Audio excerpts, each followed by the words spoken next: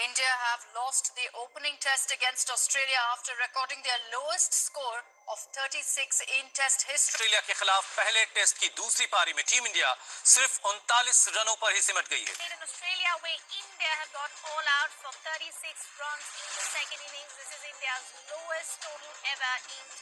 उस दिन क्रिकेट पंडितों के अनुसार टीम इंडिया अपना सब कुछ खो चुकी थी। टीम इंडिया के पास अब कुछ नहीं बचा था। क्रिकेट के ज्ञाता पंडितों का एक अलग ग्रुप बन चुका था जिसका काम था टीम इंडिया को ट्रोल करना, टीम इंडिया के जख्मों पर नमक छिड़कना, टीम इंडिया का मजाक बनाना।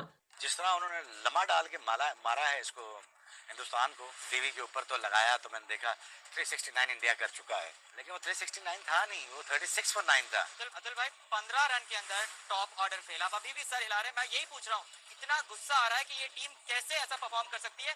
आज तो हमें पूछना पड़ेगा कि वाकई में इस मैच के हार का मुजरिम कौन है। पॉजिटिव इंटेंट नहीं दिखी और फिर इस बैटिंग लाइनअप की शायद पहुंच इतनी है। ऐसे ही मजाक, कुछ ऐसे ही मीम्स के बीच मेलबर्न में पलटवार होता है। अब बारी थी कंगारुओं के घमंड यानी गाबा में टूटे कंगारुओं की। एक ऐसा मैदान जहां कंगारू पिछले 32 सालों से अपराजित अजेय थे और इसी मैदान पर लिखी जाती है सीरीज के आखिरी मैच की पूरी कहानी। उस दिन दुनिया का सबसे प्यारा क्रिकेट मेलबर्न का वो ग्राउंड उस रात उस तबाही का गवाही बन गया।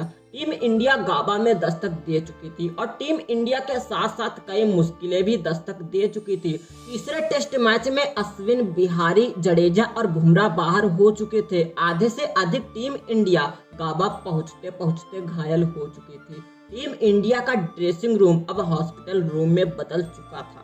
आखिरी मैच में टीम इंडिया के पास इंपॉर्टेंट प्लेयर बचे ही नहीं थे। अश्विन अपने इंजरी से जूझ रहे थे। चोटिल प्लेयर्स की एक लंबी लिस्ट तैयार हो चुकी थी। कप्तान रहाणे के पास एक के बाद एक मुश्किलें आती जा रही थी, लेकिन गाबा में अब भी कंगारुओं का घमंड जिंदा था और इस घमंड की असली वजह पिछले 32 सालों से दिल दहला देने वाला रिकॉर्ड जो कंगारुओं के वर्चस्व को स्थापित कर रहा था। दूसरी तरफ जो भारतीय गेंदबाज कल तक ड्रेसिंग रूम में बैठकर मैच का आनंद लेते थे, वो आज टीम इंडिया के मेन बॉलर बन चुके थे और इन्हीं गेंदबाजों के दम पर रहाणे को गाबा के लाल को भेदना था। नमस्कार दोस्तों, आप देख रहे हैं क्रिकेट अपना खेल, अपनी आवाज अपने नए अंदाज में। सीने में बदले की आग तैयार थी। टीम इंडिया गाबा के मैदान पर दोनों टीमों के कप्तान एक अलग अंदाज में नजर आ रहे थे। एक के अंदर गाबा का घमंड था तो दूसरे के जहन में उस 32 सालों से चला आ रहा घमंड को तोड़ देने वाला एटीट्यूड।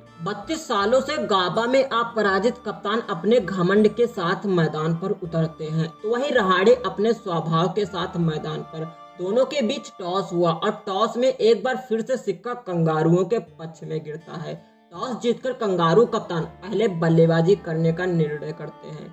ऐसे हालात में टीम इंडिया अपने हौसले के साथ मैदान पर उतरती है, क्योंकि टीम इंडिया पहले ही अपनी मजबूत कड़ी पीछे छोड़ चुकी थी। पिछले मैच की तरह इस मैच में भी कंगारुओं की शुरुआत खराब रही और महज 4 रन पर ही टीम के ओपनर्स वार्नर को सिराज ने अपने पहले ही ओवर में पवेलियन का रास्ता दिखा दिया। स्कोर में कुछ रनों का इजाफा हुआ ही था, तभी टीम के दूसरे ओपनर शार्दुल ठाकुर का शिकार हो चुके। अब मैदान पर एक तरफ स्मिथ तो दूसरी तरफ लाबुशेन अच्छी बैटिंग कर रहे थे। ये दोनों बल्लेबाज भारतीय खिलाड़ियों के लिए सिर दर्द बनते दिख ही रहे थे कि रहाणे ने गेंद वाशिंगटन के हाथों में दे दी। वाशिंगटन ने स्मिथ को अपने जाल में फंसा भी लिया। टीम इंडिया की एक बड़ी मुश्किल मैदान छोड़कर जा रही थी, वहीं दूसरी मुश्किल लाबुशेन अब भी ग्राउंड पर मौजूद। पर अगले ही ओवर में रहाणे की एक गलती कंगारुओं की मैच में वापसी करा देता है। हुआ यूं कि नवदीप सैनी के ओवर में कप्तान रहाणे से लाबुशेन का कैच छिटक जाता है और उस एक गलती का फायदा लाबुशेन ने क्या खूब उठाया।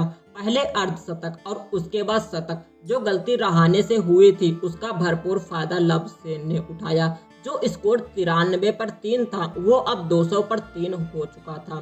लाबुशेन ने इस सीरीज का पहला शतक जमाया। वही टीम इंडिया में डेब्यू करने वाले 3 में से 2 खिलाड़ी अपना काम कर चुके थे, लेकिन अब बारी थी तीसरे प्लेयर टी नटराजन की।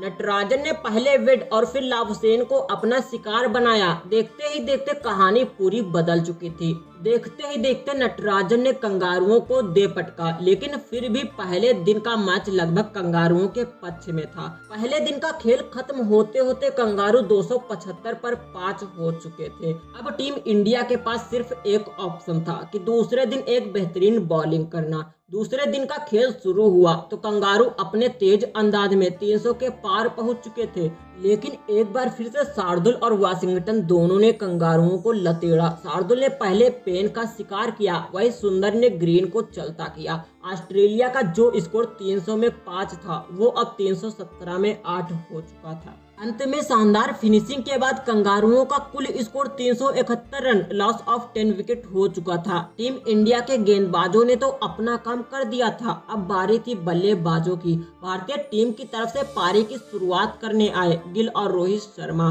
कंगारुओं की तरह ही टीम इंडिया की शुरुआत काफी खराब रही और अपना पहला विकेट 11 रन पर ही गिरा चुके थे। बारिश की वजह से दूसरे दिन का खेल पूरी तरह से रोक दिया गया। अब सभी की निगाहें तीसरे दिन पर टिकी हुई थी। तीसरे दिन का खेल शुरू हुआ तो पुजारा और रहाणे टीम इंडिया को एक सधी हुई शुरुआत देते हैं। ये दोनों बल्लेबाज क्रीज पर सेट हो चुके थे, लेकिन तभी हैजलवुड ने टीम इंडिया की इस दीवार को एक ही झटके में तोड़ डाला। ये झटका टीम इंडिया के लिए बहुत बड़ा संकट बन चुका था, क्योंकि यही वह विकेट था जिसके पास कंगारुओं के हर प्रहार का जवाब था। टीम इंडिया के स्कोर में कुछ रनों का इजाफा होता ही है, तभी 144 के स्कोर पर ही टीम इंडिया ने अपने कप्तान को खो दिया। 161 रन पर आधी टीम इंडिया पवेलियन वापस लौट चुकी थी। कंगारू गेंदबाज लगातार विकेट चटका रहे थे और 186 के स्कोर पर ऋषभ पंत भी टीम इंडिया का साथ छोड़ देते हैं। कहानी अब पूरी तरह बदल चुकी थी।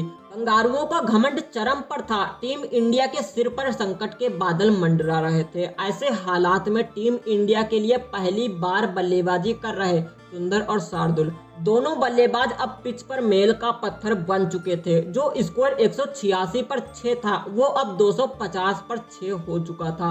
दोनों खिलाड़ियों ने अपने अपने अंदाज में बैटिंग करना शुरू कर दिया।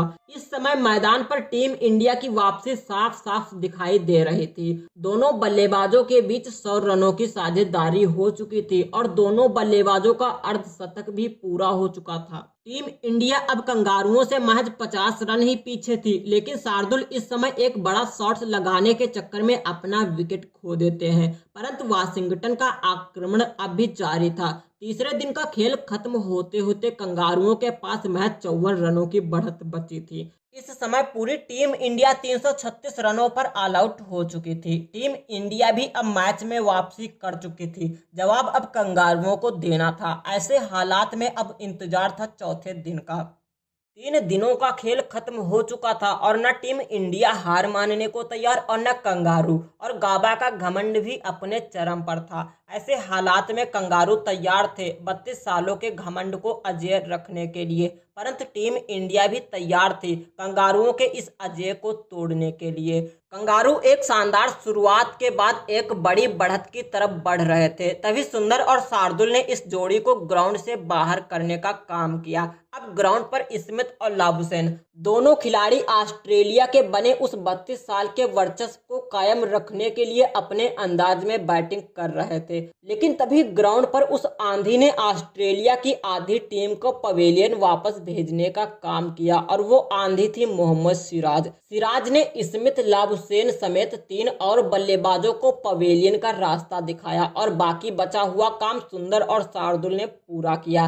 टीम इंडिया के सामने अब 329 रनों की बढ़त थी और वक्त था महज 1 दिन का। ये चुनौती आसान नहीं होने वाली थी। एक तो गाबा का वो मैदान और दूसरा क्रिकेट टेस्ट का आखिरी दिन। पिच की लंबी दरारें कंगारुओं का अभिमान बन चुकी थी। 329 रनों का पीछा करने उतरी भारतीय टीम महज 18 के स्कोर पर ही अपना विकेट गंवा देती है। बाद में पुजारा और गिल ने टीम इंडिया की पारी को आगे बढ़ाया। गिल अपने अंदाज में बैटिंग कर रहे थे तो पुजारा अपने अंदाज में। दिन का पहला सेशन खत्म हो चुका था। टीम इंडिया 83 रन पर अपना 1 विकेट खो चुकी थी।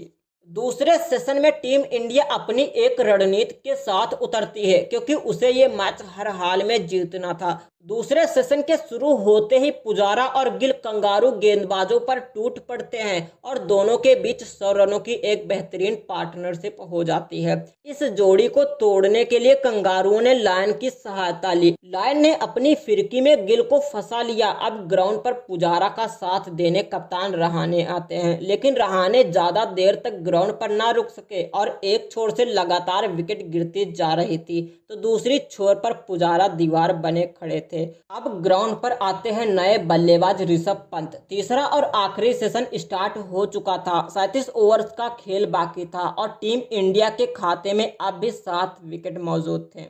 ऋषभ को जिस काम के लिए भेजा गया था वो अपने काम को बाखूबी निभा रहे थे। पंत के आक्रमण से कंगारुओं के चेहरे की रौनक उड़ गई थी। टीम इंडिया का कुल स्कोर 228 रन हो चुका था। अब टीम इंडिया को जीत के लिए महज 100 रनों की जरूरत थी। तभी कमिंस ने पुजारा को अपना शिकार बनाया। कमिंस के इस विकेट से टीम इंडिया में खलबली मच चुकी थी, लेकिन पंत कंगारुओं को कहां छोड़ने वाले थे। वो अपने उसी अंदाज में बैटिंग कर रहे थे। पुजारा के बाद मयंक भी टीम इंडिया का ज्यादा देर साथ ना दे सके। वाशिंगटन और पंत ने एक बार फिर से टीम इंडिया की उस उम्मीदों को जिंदा रखा। जब टीम को महज 10 रनों की जरूरत थी तब सुंदर कंगारुओं का शिकार बन चुके थे। वाशिंगटन की इस पारी ने टीम इंडिया की नैया को पार लगा दिया था। टीम इंडिया का स्कोर 325 रन पर 7 विकेट हो चुका था। वहीं स्ट्राइक पर थे ऋषभ पंत। अब सबकी निगाहें पंत पर थी। तभी पंत के इस शॉट से कंगारुओं का घमंड टूट जाता है वो रिकॉर्ड जो पिछले 32 सालों से अपराजित अजेय चला आ रहा था। गाबा का घमंड जीत गई है मुकाबला भारत और 2-1 से श्रृंखला भी जीत ली है। बॉर्डर गावस्कर ट्रॉफी जाएगी गावस्कर के देश। ले जाएंगे ये ट्रॉफी इंडिया वाले ले जाएंगे और रह जाएंगे ऑस्ट्रेलिया वाले देखते रह जाएंगे। Never ever underestimate the Indians. I mean, भारतीय क्रिकेट टीम ने ऑस्ट्रेलिया में अजिंक्य रहाणे की कप्तानी में आज इतिहास रचा। ब्रिस्बेन में खेले गए चौथे टेस्ट में टीम इंडिया ने ऑस्ट्रेलिया को 3 विकेट से मात देकर टेस्ट सीरीज 2-1 से जीत ली है।